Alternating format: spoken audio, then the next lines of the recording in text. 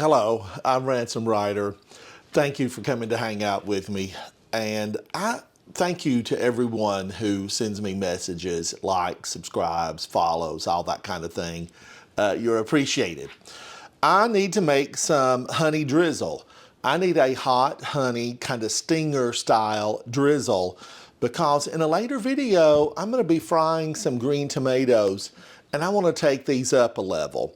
Back in the country, the Smoky Mountains where I grew up, fried green tomatoes were a staple when the tomato crops started coming in. And we would often pick a few of the green ones and just give them a good pan fry. So I'm going to be doing that in an upcoming video.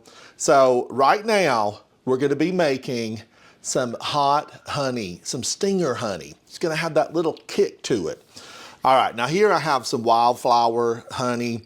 This is store-bought. I bought this at a retailer. I want to do, around a half a cup. You know, not a whole lot because it's just me. Normally, I will post the recipe with a 1 cup. Oh, that's good. I love wildflower honey. I really do. There's only one honey that I like better than the wildflower honey. Only one honey. All right, let's set that to the side. Move this over. Now here I have a red pepper. This is a jalapeno pepper, and I don't want the full furnace. I don't want the full furnace. So what I'm gonna do is I just want to cut this, and then I want to pull some of these seeds out because this is where a lot of that heat lies. And man, oh man, I don't want this to be so hot that I'm gonna feel it, deep down in my roots. And I've got pepper stories.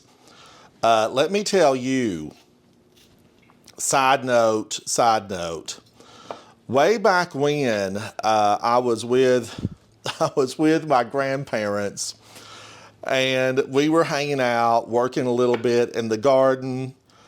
And my grandmother, now I was young, this was preschool age. My grandmother said, we need to gather some pepper. I'm gonna process some peppers, meaning basically can some peppers.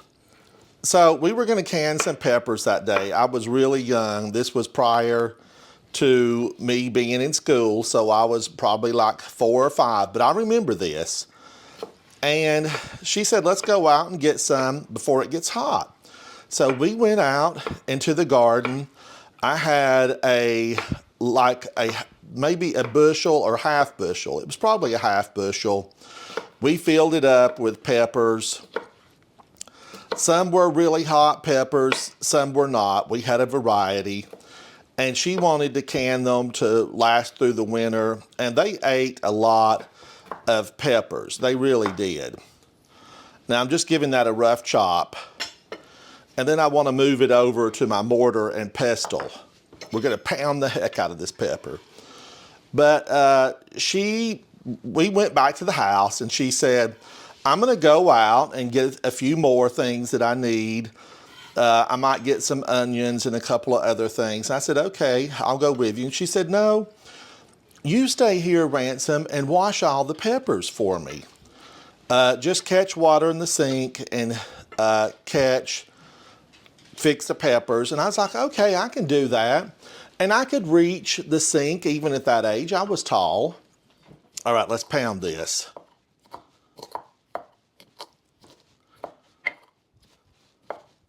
I just want to get this finely pounded down. And that pepper story, because this is a short video and the pepper story is kind of long, join me on my live streams on a Saturday and I will finish that story about the peppers. It's very interesting. I think you might enjoy it. All right, I'm just pounding these. I can smell these peppers. And I might not even want all of these, I might not want all of these peppers. I want to just continue to pound them down, get those juices activated because I'm going to add this to my honey. All right, let's see what I need here. And because I didn't use quite as much honey I probably will not use all of this. And remember, when you're drizzling this over chicken, tomatoes, you know, fried foods, you know, anything you want that little bit of sweetness and kick to, remember, you can add more or less. You could add more or less. Now, I want to come in, a little additional kick. This is an afterburn. These are red pepper flakes. Let's get a few of those in there. Maybe not all. I had a teaspoon there, but maybe I don't want all of those.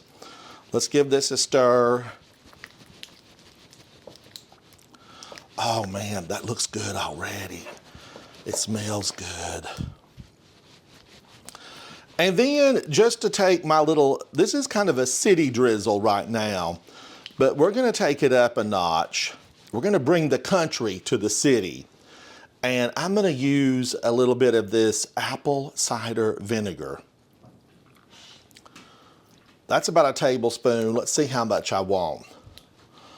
I don't wanna get it too thin. I want a good viscosity, a good consistency on this honey. And I can add a little bit more honey. Ooh. Oh, that smells so good. Can you see that in the overhead? So, I mean, it just smells fresh, aromatic. You know this is gonna be good. You absolutely know it. Now, let's take a look at this for consistency. I'm gonna put just a tad, a little bit more honey in there. A dollop. But the honey that's my favorite honey is sourwood honey. So the sourwood honey is just so beautifully bright, golden, clear. Wildflower honey is a little bit darker. Now we're gonna have to do a taste test on this to see if we have the right level of kick, the right level of vinegar, the pepper flakes, because I still have here in my bowl, you know, some extra jalapeño. All right, let me drizzle some on my finger. Oh my gosh. That is a little bit of mountain meets the city. It's absolutely delicious. Now be sure to come back and check out some of my other videos as I use this hot honey, kind of a stinger drizzle. So good, so good.